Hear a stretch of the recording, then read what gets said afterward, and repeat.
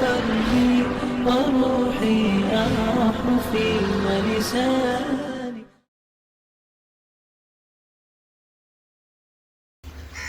السلام علیکم ورحمۃ اللہ وبرکاتہ. تاچا ہاؤ دوستو، میں ہوں محمد ساجد اور آج کی اس ویڈیو کے اندر آپ سب کو خوش آمدید.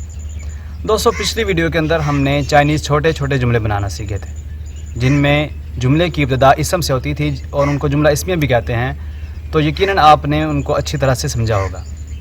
دوستو، آج کی ویڈیو میں ہم شروع کرنے جا رہے ہیں چائنیز ٹینسز. چائنیز زبان میں ٹینسز بہت آسان ہیں، اتنے زیادہ آسان ہیں کہ آپ نے کبھی خواہ میں بھی نہیں سوچا ہوگا. اب آپ سوچ رہے ہوں گے کہ پتہ نہیں کتنے آسان ہوں گے.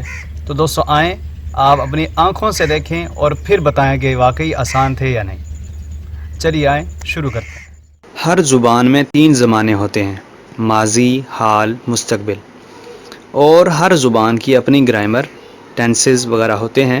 چائنیز زبان کی ٹینسز بہت آسان ہیں. تو ہم سب سے پہلے بات کریں گے ماضی کی، کہ چائنیز زبان میں ماضی کیسے بناتے ہیں.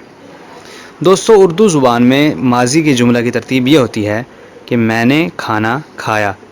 سب سے پہلے فاعل ہوتا ہے، پھر مفعول اور آخر میں فعل. انگلش میں ماضی کا جملہ I ate food کہ پہلے فاعل، پھر فعل اور آخر میں مفعول.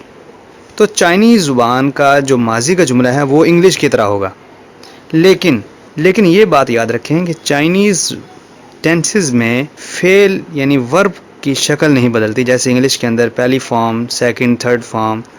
اسی طرح عربی میں بھی فعل کی شکل بدلتی ہے. تو دوستو اس کے اندر ایسا کوئی چکر نہیں ہے. تو اب سوال یہ ہے کہ پھر چائنیز زبان میں ماضی کی پہچان کیسے ہوگی؟ اگر فارم بھی نہیں بدلتی، فعل کی شکل بھی نہیں بدلتی، تو ہم کیسے پہچانیں گے؟ تو دوستو اس کا آسان سا جواب ہے کہ جملے کے آخر میں یعنی فاعل، فعل اور مفعول لگا کر آخر میں آپ نے ل یعنی ایل اور ای اس کا آپ نے اضافہ کر دینا ہے، ل. بس یہ اس جملے کو ماضی بنا دے گا. جی دوستو، چونک گئے نا آپ؟ کتنا آسان ہے. اب ہم مثال سے سمجھتے ہیں. میں نے کھانا کھایا، وہ چھر فن ل، میں نے کھانا کھایا. یہ جملہ اس کے اندر وہ فاعل ہے، چھر فعل ہے اور فن یہ مفعول ہے. آخر میں جب ل لگایا تو اس نے اس جملے کو ماضی کے اندر تبدیل کر دیا. ماضی قریب اور ماضی بعید دونوں کا یہی طریقہ ہے. البتہ انگلش میں جیسے آئی واز، عربی کے اندر کانا وغیرہ آتا ہے، تو چائنیز کے اندر صرف لا ہی آئے گا، اس کے علاوہ اور کوئی لفظ نہیں آتا. ماضی چاہے قریب ہو چاہے بعید ہو، صرف لا آئے گا. ہاں اگر کوئی پرانی بات بتانی ہو تو وہاں وقت بتا کے اس کی مدت کی تعین کر دی جاتی ہے، تاکہ معلوم ہو جائے کہ یہ واقعہ قریب میں ہوا ہے یا بہت پہلے ہوا ہے.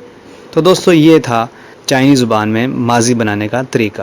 اور ماضی کو منفی بنانے کے لیے ورب سے پہلے پو لگائیں گے، جیسے وہ پو لائلا، میں نہیں آیا.